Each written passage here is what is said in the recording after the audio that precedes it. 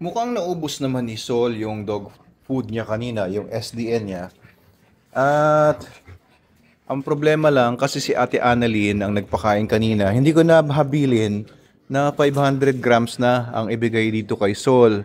So I think binibigyan pa rin niya to ng mga 430, 450 grams. Kaya medyo lubog yung tiyan niya and hindi niya nakuha siguro yung gusto kong ibigay sa kanya na 500 grams per day.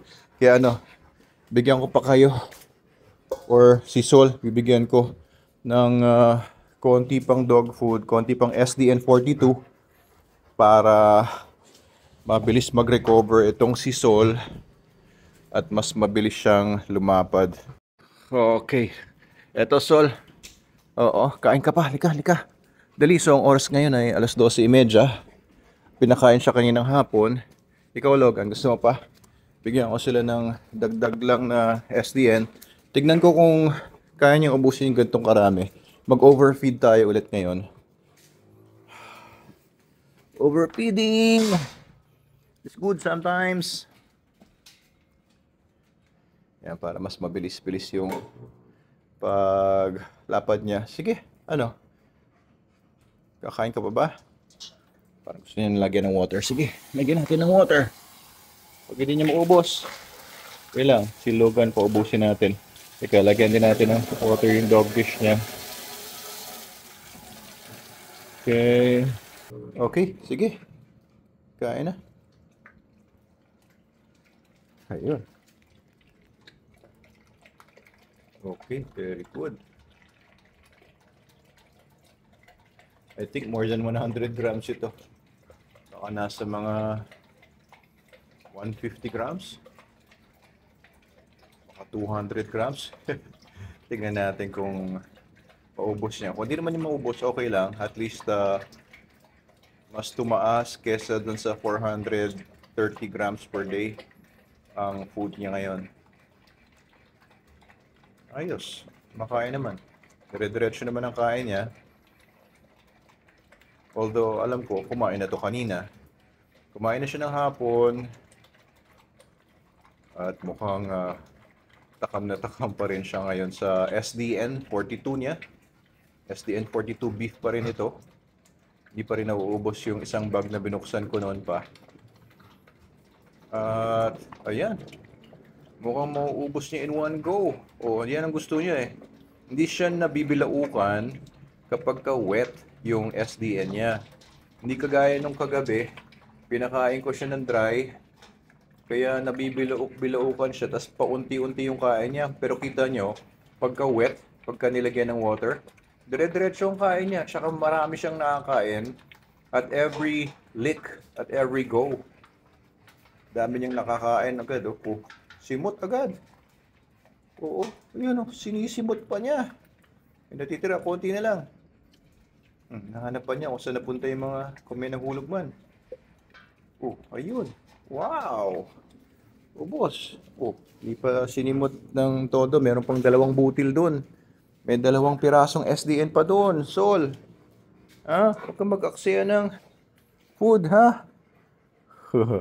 Nagkalaman kagad yung siya niya ng halata kagad na napuno yung tiyan niya. O, saan siya pupunta ngayon?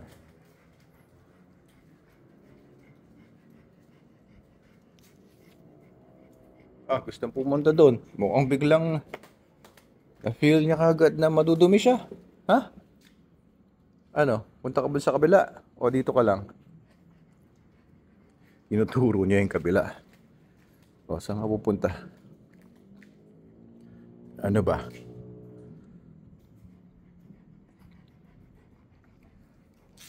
Ano ba? Punta ka ba sa kabila o hindi? Ayun.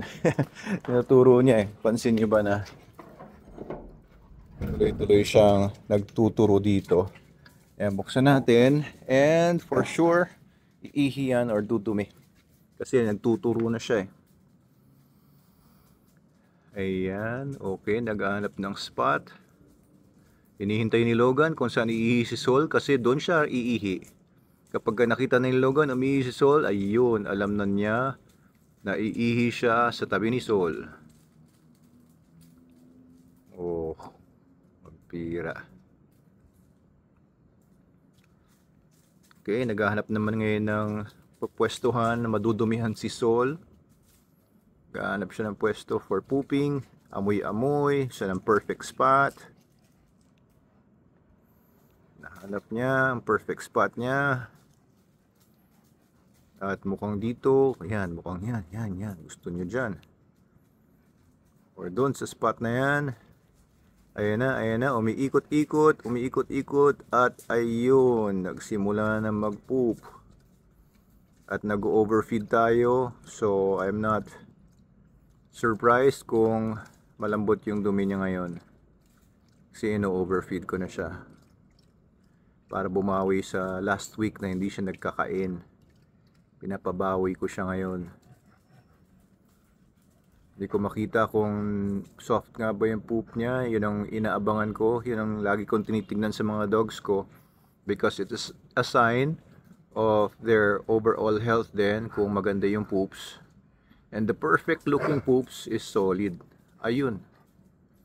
Medyo, oo nga yun, malambot. Kasi nag-overfeed tayo. Anyway, normal yun kapag overfeeding tayo. So okay lang naman. Ibig sabihin, nilalabas lang ng katawan niya yung food kasi hindi niya kailangan masyado. Hindi niya kailangan, rini-release niya agad in terms of poops. And malambot yung poops. Diba? So yun talaga. Pagka nararamdaman na niya magpo-poop siya or iihi siya, punta siya kagad doon sa pooping area, doon sa garden. At babalik pa siya. Oh, ano nang gusto mong gawin? Ha? Tutulog na? Susundan ko lang siya kung saan siya pumupunta.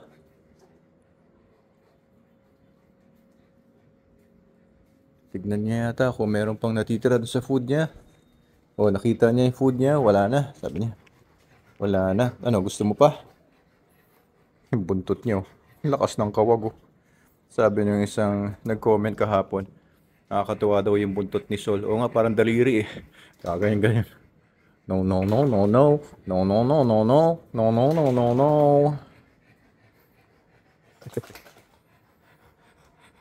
Parang nakangati pa rin yung tenga niya. Ano? Okay, yan lang. Ilang updates natin, guys. Oo, sige, matutulog na rin kami. Kukulong ko na si Sol. Okay naman, naka-exercise na to kanina. Si Logan magbabantay dito. Okay, good night guys. Thank you very much for watching. Please follow and share our videos.